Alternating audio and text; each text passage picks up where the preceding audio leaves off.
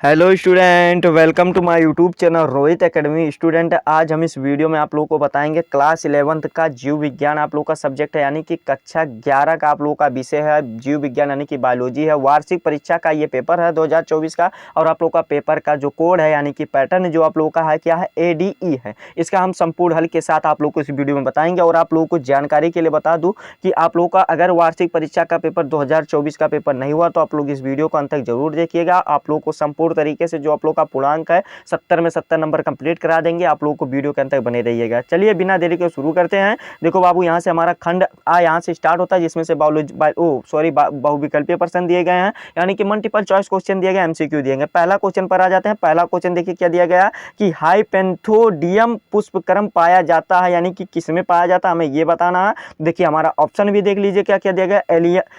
Allium sofa में पाया जाता है, या तुलसी में पाया जाता है, या मक्का में पाया जाता है, या फाइकस में पाया जाता है। तो देखिए जितना भी क्वेश्चन बता रहे हैं सभी आप लोगों के वेरी इंपॉर्टेंट क्वेश्चन है, और ये आप लोग को यहीं से आप लोग का भी स्कूल में यही सब आप लोग का भी स्कूल में आएगा। देखो इसका जो राइट आंसर हो जाएगा पुष्पक्रम पाए जाते हैं। आप लोग को यहाँ पर ध्यान देने वाली बात है, बहुत स्टूडेंट यहाँ पर गलत करके आ जाते हैं। देखो बाबू, इसका जो राइट आंसर हो जाएगा घा वाला हमारा ऑप्शन राइट हो जाएगा फाइकस में। कैसे, आप लोग को जानकारी के लिए बता दो, जो फाइकस यानी कि बरगद जो होता है क्या होता है, बरगद जो पौधा होता है उसका जो जीन्स होता है क्या होता है, फाइकस होता है। यहाँ पर बरगद ना दे करके आप लोग का फाइकस लिख दिया गया, जो कि आप लोग का यही घा वाला हमारा ऑप्शन राइट हो जाएगा। ठीक है, डी वाला ऑप्शन राइट हो जाएगा। समझ गए ना बाबू। फिर अगला क्वेश्चन देखिए क्या दिया गया, दूसरा क्वेश्चन की कार्पस यानी कि कार्पस ल्यूटिवम द्वारा स्रावित हार्मोन है, यानी कि इसके द्वारा कौन सा हार्मोन स्रावित होता है। तो इसका जो राइट आंसर हो जाएगा प्रोजेस्टेरॉन होता है, यानी कि क्या होता है, प्रोजेस्टेरॉन होता है, यानी कि हमारा खा वाला ऑप्शन राइट हो जाएगा। जितना भी क्वेश्चन बता रहे हैं सभी को आप लोग ध्यानपूर्वक से देखिएगा, और सभी स्टूडेंट के पास इस वीडियो को जरूर पहुंचा दीजिएगा शेयर करके। तीसरा क्वेश्चन दिया गया है पेशी तंतु के कोशिका द्रव्य को क्या कहते हैं, यानी कि जो पेशी तंतु होते हैं उनके कोशिका द्रव्य को क्या कहते हैं। तो इसका जो राइट आंसर हो जाएगा, देखो बाबू, इसको मैट्रिक्स भी कहते हैं, साइक्रोप्लाज्म भी कहते हैं, और प्रोटोप्लाज्म भी कहते हैं, यानी कि इसका जो राइट आंसर हो जाएगा हमारा डी वाला ऑप्शन राइट हो जाएगा। ये सभी हो जाएगा। ठीक है बाबू। फिर अगला क्वेश्चन चौथा वाला क्वेश्चन दिया गया, चक्रीय प्रकाश फास्फोरिलीकरण में निर्माण होता है, यानी कि इसमें क्या निर्माण होता है हमें ये बताना है। तो इसका जो राइट आंसर हो जाएगा बाबू हमारा गा वाला ऑप्शन राइट हो जाएगा। ATP का निर्माण होता है, यानी कि एंडोसिन ट्राइफॉस्फोरस। ATP का फुल फॉर्म क्या होता है बाबू, एंडोसिन ट्राइफॉस्फोरस का निर्माण होता है, यानी कि बनता है। ठीक है। पांचवा क्वेश्चन देखिए क्या पूछा गया, जीवों में अर्धसूत्री विभाजन किस दौरान होता है, यानी कि किसके दौरान होता है हमें ये बताना। अर्धसूत्री विभाजन यानी कि आप लोगों का जो विभाजन होता है वो किसके द्वारा होता है, जीवों में। ठीक है। तो इसका जो राइट आंसर हो जाएगा पांचवें का सही आंसर हमारा का वाला ऑप्शन राइट होगा, लैंगिक जनन के दौरान होता है, यानी कि किसके लैंगिक जनन के दौरान होता है, का वाला हमारा ऑप्शन इसका राइट है। फिर अगला क्वेश्चन 6 वाला देखिए क्या दिया गया,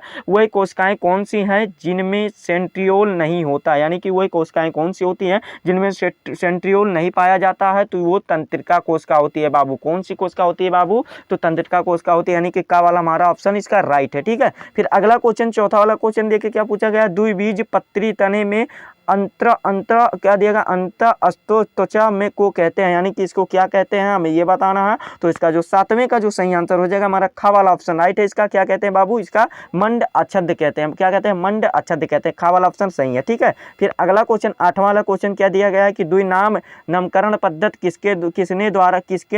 किसने प्रतिपादित किया था, यानी कि किसने दिया था हमें ये बताना इसमें। तो देखो आठवें का जो सही आंसर हो जाएगा बाबू कैरोलस लीनियस ने दिए थे, यानी कि का वाला हमारा ऑप्शन राइट है। जितना भी क्वेश्चन बता रहे हैं सभी आप लोगों के लिए बेहद महत्वपूर्ण क्वेश्चन है, यानी कि प्रश्न है, ध्यानपूर्वक से समझिएगा और देखिएगा, और सभी स्टूडेंट के पास वीडियो को शेयर जरूर करके पहुंचा दीजिएगा। ठीक है। नौवां क्वेश्चन देखिए क्या दिया गया है बाबू की वनस्पति सर्प है, यानी कि वनस्पति सर्प क्या होता है। तो इसका जो नाम होता है क्या होता है, शैवाल होता है। क्या होता है बाबू, शैवाल होता है। का वाला हमारा ऑप्शन राइट है। इसका नौवें का जो सही आंसर हो जाएगा, देखो शैवाल नहीं होता बाबू, ब्रायोफाइटा होता है। क्या होता है, सॉरी बाबू, ब्रायोफाइटस होते हैं, यानी कि हमारा कौन सा गा वाला ऑप्शन राइट हो जाएगा, शैवाल नहीं होगा। ठीक है। इसका जो राइट आंसर गा वाला हो जाएगा। फिर अगला क्वेश्चन देख लेते हैं। देखिए आप लोगों का जो 10 वाला क्वेश्चन पूछा गया, टीनिया सोलियम में उत्सर्जन किसके द्वारा होता है।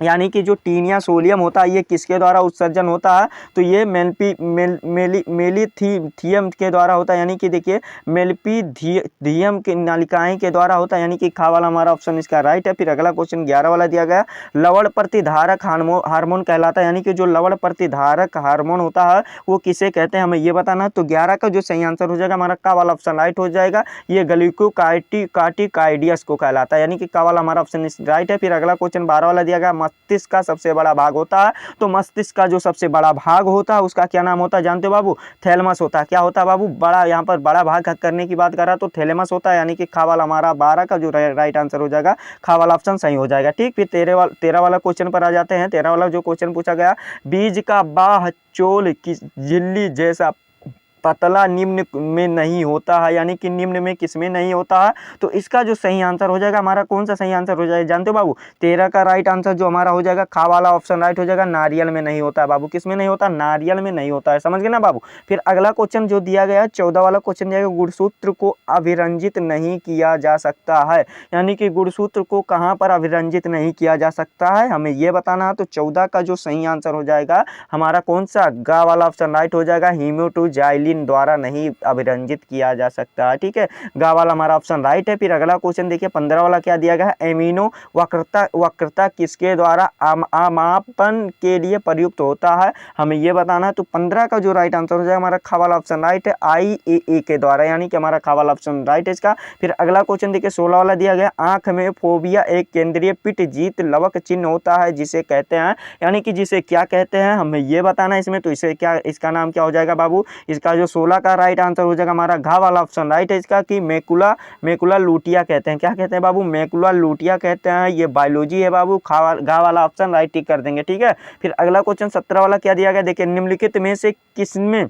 यानी कि फास्फोराइन यानी कि PEP एक प्राथमिक ग्राही CO2 यानी कि कार्बन डाइऑक्साइड है, हमें यह बताना है इसमें। तो इसका जो राइट आंसर हो जाएगा गा वाला हमारा ऑप्शन राइट हो गया, C4 पादप यानी कि प्लांट का जो होता है यही ग्राही होता है CO2 का। ठीक है, यानी कि हमारा कौन सा राइट आंसर हो जाएगा, यही गा वाला ऑप्शन राइट हो जाएगा। ठीक है बाबू, फिर अगला क्वेश्चन देखिए क्या दिया गया, 18 वाला क्वेश्चन दिया गया है, जीवाणुओं में सूत्रकणिका का कार्य कौन निभाता है, यानी कि जो वर्क होता है वो अपना फर्ज कौन निभाता है कार्य करने का, हमें ये बताना 18 में। तो इसका जो राइट आंसर हो जाएगा कौन निभाता है बाबू, मध्यकाय निभाता है, कौन निभाता है, मध्यकाय निभाता है, यानी कि घा वाला हमारा ऑप्शन इसका राइट है। फिर अगला क्वेश्चन 19 वाला दिया गया है कि पक्षियों में मुख्य उत्सर्जी पदार्थ होता है, यानी कि पक्षियों में मुख्य उत्सर्जी पदार्थ कौन सा होता है, हमें यह बताना। तो 19 का जो राइट आंसर हो जाएगा यूरिक अम्ल होता है, क्या होता है बाबू, यूरिक अम्ल होता है, का वाला हमारा ऑप्शन इसका राइट हो जाएगा, यूरिक अम्ल हो जाएगा। ठीक है, फिर अगला क्वेश्चन देखिए 20 वाला क्वेश्चन, यानी कि 20 वाला क्वेश्चन हमारा क्या दिया गया है कि अवायवीय क्या दिया गया, अवायवीय श्वसन में कितने अणु यानी कि ATP उत्पन्न होते हैं, यानी कि ATP यानी कि एंडोसिन ट्राइफॉस्फोरस उत्पन्न होते हैं, ये हमें निर्माण होते हैं, ये बताना है। तो इसमें बाबू 2 निर्माण होते हैं, कितने निर्माण होते हैं, 2 निर्माण होते हैं, गा वाला ऑप्शन राइट हो जाएगा। तो इस प्रकार से आप लोगों को भी स्कूल में 20 MCQ पूछा जाएगा और आप लोग का यहाँ पर 20 नंबर बेल कंप्लीट करा दिया है, और रही 50 नंबर की बात तो उसको भी कंप्लीट कराएंगे, बस वीडियो के अंत तक बने रहिएगा धैर्य बना करके। ठीक है, फिर अगला क्वेश्चन देखिए क्या दिया गया, खंड बा यहाँ से हमारा स्टार्ट होता है, देखो यहाँ से स्टार्ट होगा 50 नंबर की बारी, 20 नंबर की हो गई खलास और 50 नंबर की हो गई बारी। यहाँ पर देखो पहला क्वेश्चन क्या दिया गया है, इसमें का क्वेश्चन पूछा गया है कि C4 पादप क्या है, इनके 2 उदाहरण लिखे। देखो बाबू आसान क्वेश्चन पूछा जाएगा और आप लोग को सभी क्वेश्चन को ध्यानपूर्वक से समझना है। देखो यहाँ पर 2-2 नंबर का क्वेश्चन पूछा गया, तो देखो ये आप लोग को क्या करना है, देखो बाबू इसको अच्छे तरीके से आप लोग को तैयार करना है। कैसे तैयार करना है कि तो आप लोगों को देखो कॉपी में इसको नोट कर लीजिएगा और इसका आंसर आप लोग लिख करके याद कर लीजिएगा, या वीडियो को जो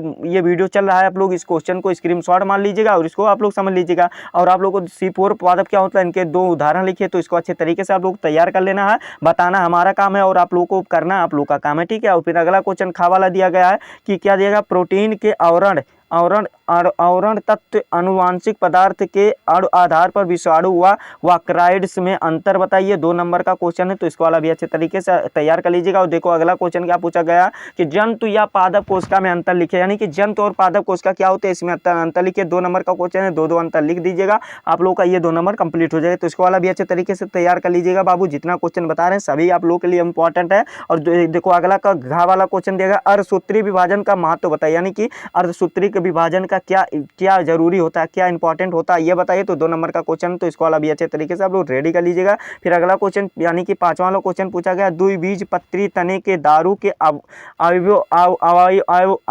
अयो बताइए, यानी कि इसका अयो बताना। 2 नंबर का ये क्वेश्चन, तो इसको वाला भी अच्छे तरीके से तैयार कर लीजिएगा। 4 वाला क्वेश्चन पूछा गया कि चक्रीय व अचक्रीय प्रकाश फास्फोरिलीकरण की तुलना कीजिए। 2 नंबर का क्वेश्चन है, तो इसको वाला भी आप लोग रेडी कर लीजिएगा। अगर आप लोग को ये क्वेश्चन नहीं आता तो इसमें अथवा करके आप लोग को दिया जाएगा। ऑफर आप लोग के लिए रहेगा कि ट्राइग्लिसराइड का संगठन का वर्णन कीजिए। ये वाला भी अच्छे तरीके से रेडी कर लीजिएगा। फिर अगला क्वेश्चन 6 वाला, इसमें पूछा गया कि संघ मोलस्का के प्रमुख लक्षण बताइए, यानी कि इसके प्रमुख लक्षण बताइए। 2 नंबर का क्वेश्चन है, तो इसको वाला भी अच्छे तरीके से तैयार कर लीजिएगा। अगर आपको ऊपर वाला नहीं आ रहा तो इसमें भी आप लोगों के लिए ऑफर दिया जाएगा। इसमें अथवा करके दिया जाएगा कि WBS यानी कि स्मॉल यस है के विभिन्न प्रकारों के नाम लिखिए। WBC है, सॉरी, WBCS के पर विभिन्न प्रकारों के नाम लिखिए, वह प्रत्येक की एक एक विशेष का कार्य उल्लेख कीजिए। तो इसको वाला भी आप लोग को अच्छे तरीके से रेडी कर लेना है, ठीक है। फिर अगला क्वेश्चन देखिए क्या पूछा गया कि हरित लवक की संरचना का नामांकित चित्र बताइए। 3 नंबर का क्वेश्चन, तो इसका वाला भी अच्छे तरीके से आप लोग रेडी कर लीजिएगा।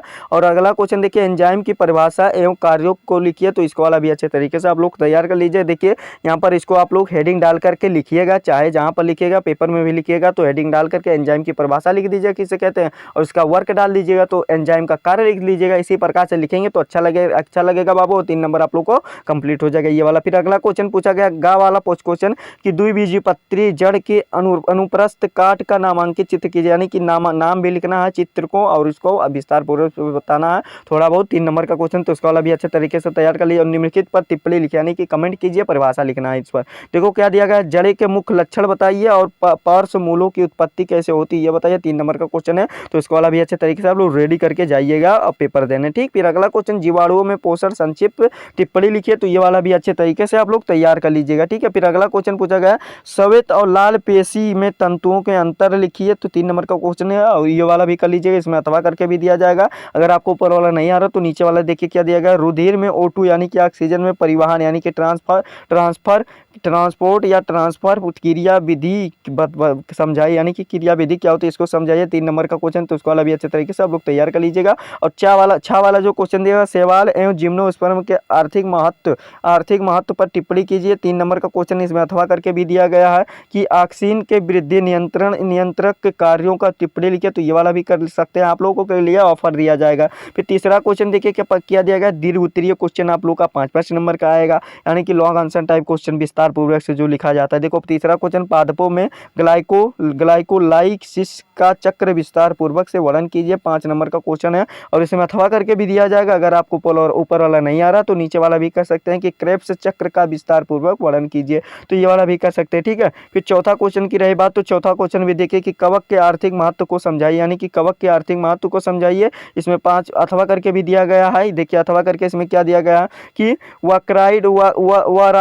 वाराइड ग्रंथ से स्रावित हार्मोन्स के नाम लिखिए। और यहाँ पर देखिए वाराइड होगा या थायराइड होगा, थायराइड है बाबू, क्या थायराइड ग्रंथों के मतलब स्रावित हार्मोन्स का नाम लिखना। और थायराइड की अल्प क्रियाशीलता व अति क्रियाशीलता द्वारा होने वाले रोगों के वर्णन कीजिए। 5 नंबर का क्वेश्चन, तो इसको वाला भी आप लोग अच्छे तरीके से रेडी कर लीजिएगा। फिर अगला क्वेश्चन 5वां वाला दिया गया है, पादपों में प्रकाशित चक्र का वर्णन करते हुए इसकी आकाशिक चक्र की तुलना कीजिए। 5 नंबर का क्वेश्चन है और इसमें अथवा करके भी दिया गया है कि उत्सर्जन और निस्पंदन वर्णनात्मक पुनः अवशोषण पर संक्षिप्त टिप्पणी लिखिए। ये सभी पर टिप्पणी लिखना 5 नंबर का क्वेश्चन है। तो आप लोग को अच्छे तरीके से जितना क्वेश्चन बताए हैं अच्छे तरीके से तैयार कर लीजिएगा। और ये आप लोग का पेपर था क्लास 11th का बायोलॉजी का वार्षिक परीक्षा का, बिल्कुल वायरल पेपर था जो संपूर्ण तरीके से हमारे द्वारा आप लोग को बताया गया और समझाया गया। और आप लोगों को ये हमारा वीडियो कैसा लगा है कमेंट करके जरूर बताइएगा। अगर आप हमारे चैनल पर नए हैं ना तो चैनल को कर दीजिएगा सब्सक्राइब और बेल आइकन को भी दबा दीजिएगा।